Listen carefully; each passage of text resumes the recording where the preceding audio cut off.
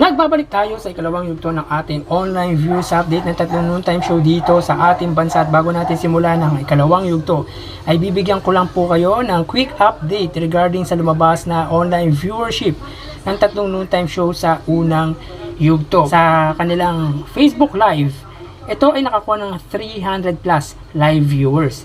Ang Eat Bulaga naman ay 14,000 live viewers at ang Eat Showtime ay may 22,000 live viewers. So makikita po natin na malayo ang pagitan ng live viewership ng Eat Showtime sa katapat nitong na programa or na noontime show, which are yung Eat Bulaga at Tahanang Pinaka Masaya. Pero medyo dikit ang labanan ng Eat Bulaga at ang Eat Showtime. So mapunta tayo sa TV Network YouTube channel.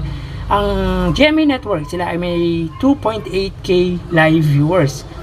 Ang Eat Bulaga naman ay may 40,000 live viewers at ang Eat Showtime ay may 123,000 live viewers. So dito naman po sa TV Network YouTube channel ay malayong-malayo po ang lamang nito sa Tahanang Pinakamasaya at medyo malayo rin po ang lamang nito sa Eat Bulaga. Pagdating naman po sa main YouTube channel, ang Tahanang Pinakamasaya ay may 400 plus live viewers. Ang Eat Bulaga naman po ay may 64,000 live viewers at ang Eat Showtime ay may 70,000 live viewers. So makikita po natin dito na 6,000 lang ang pagitan ng Eat Bulaga at Eat Showtime. So medyo dikit yan kung ikukumpara natin sa Tahanang Pinakamasaya. So ang total na nakuha ng Tahanang Pinakamasaya at GMA Network, both FB Live at YouTube Live, ito ay may 3.6 thousand live viewers. Ang Eat Bulaga ay may 118,000 live viewers at ang Eat Showtime ay may 215,000 live viewers. So ulitin po natin yung segment ng Tahanang Pinakamasaya ay Do It For Love. Ang Eat Bulaga naman po ay Gimme 5 at ang Eat Showtime ay ang Especially For You. So yan po ang lumalabas sa kanilang online viewership sa unang yugto. At bago natin simulan ang ikalawang yugto, ay humihiling ako na pakisubscribe ang aking YouTube channel, pakiclick ang bell notification icon para lagi kayong updated sa mga bagong video na ilalabas ko. So tara mga parokya, ating alamin ang ikalawang yugto ng kanilang online viewership. Para sa Tahanang Pinakamasaya, Undertape Incorporated Facebook page may 338,000 followers. Sa Eat Bulaga, Under TVJ Facebook page na may 2 million followers at sa Eat Showtime na may 17 million followers. So as of 1:20 PM, ang Tahanang Pinakamasaya, sila ay may kasalukuyang 280 live viewers. So makikita nyo po sa monitor ang live viewership ng Tahanang Pinakamasaya. Ang Eat Bulaga naman po ay may 8.9k live viewers at ang Eat Showtime ay may kasalukuyang 28.6 thousand live viewers. So click po natin yung actual numbers ng live viewership ng tatlong noontime show. Para po sa Tahanang Pinakamasaya, sila ay may 280 live viewers. Ang Eat Bulaga naman po na may segment na Sugod Bahay Mga Kapatid ay may 8.9k live viewers at ang Eat Showtime ay may kasalukuyang segment na Especially For You, sila ay may kasalukuyang 28k live viewers. So ulitin po natin mga kaparokya ang kanilang live viewership.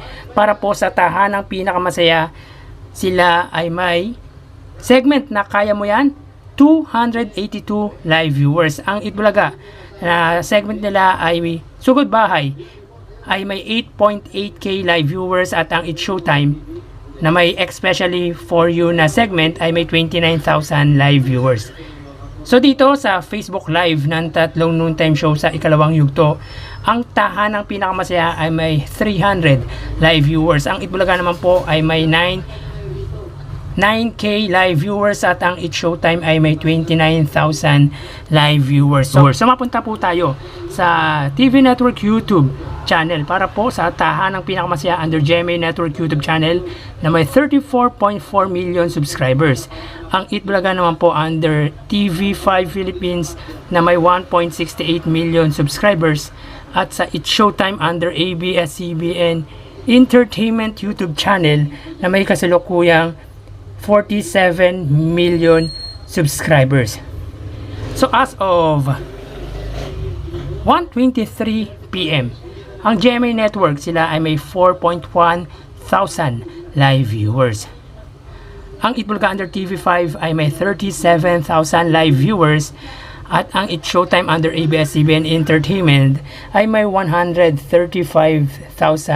live viewers. So ulitin po natin mga kaparokya, as of 1:23 PM, ang GMA sila ay may 4.1 thousand live viewers. So ibig sabihin ay umakyat po ang kanilang live viewership ng 1.3 thousand. So kasi sa unang yugto sila ay may 2.8 at ngayon sila ay may 4.1 thousand live viewers. Ang Itbulaga naman po sa unang yugto under TV5 ay may 40k at ngayon sila ay may 37,000 live viewership. So ibig sabihin na bawasan po ng 3,000 ang viewers ng Itbulaga. Ang It's Showtime naman sa unang yugto sila ay may 123,000 at ngayon ay may 135,000.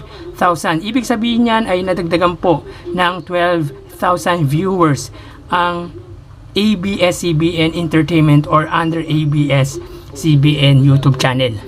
Dito po sa YouTube channel ng tatlong TV network, ang It's Showtime ang siyang nanguna, pumangalawa ang TV5 at pumangatlo ang GMA Network. So mapunta tayo sa main YouTube channel ng tatlong noontime show para po sa tahanang pinakamasaya na may kasalukuyang 5.59,000 subscribers. Ang Itbulaga under Itbulaga TVJ YouTube channel na may 853,000 subscribers at sa It's Showtime under ABS-CBN It's Showtime na may 2.03 million subscribers. So as of 1:25 PM, ang tahanang pinakamasaya sila ay may 527 live viewers. Ang Itbulaga ay may 57k live viewers at ang It's Showtime ay may 92,000 live viewers. So ulitin po natin, as of 1:25 PM, ang tahanang pinakamasaya ay may 520 or 538 live viewers. So ibig sabihin ay tumaas po ang kanilang live viewership dahil sa unang yugto sila ay may 400 at ngayon ay may mahigit 500 live viewers.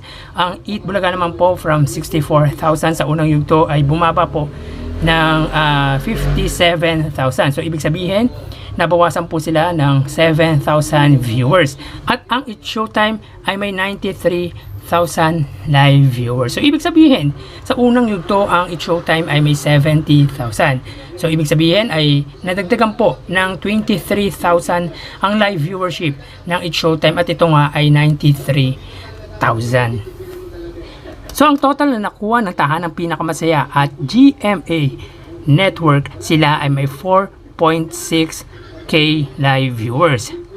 Ang Itbulaga naman po at TV5 ay may 94,000 live viewers at ang It's Showtime at ABS-CBN may 228,000 live viewers. So disclaimer, ang kinukuha lang po nating total live viewership ay sa YouTube channel ng tatlong TV network at TV station. So yan po ang lumalabas sa kanilang online viewership as of 1:27 PM at mamaya po magbabalik po tayo sa huling yugto ng ating live viewership ng tatlong noontime show. Magpapaalam na po muna ako pansamantala. Thank you and God bless.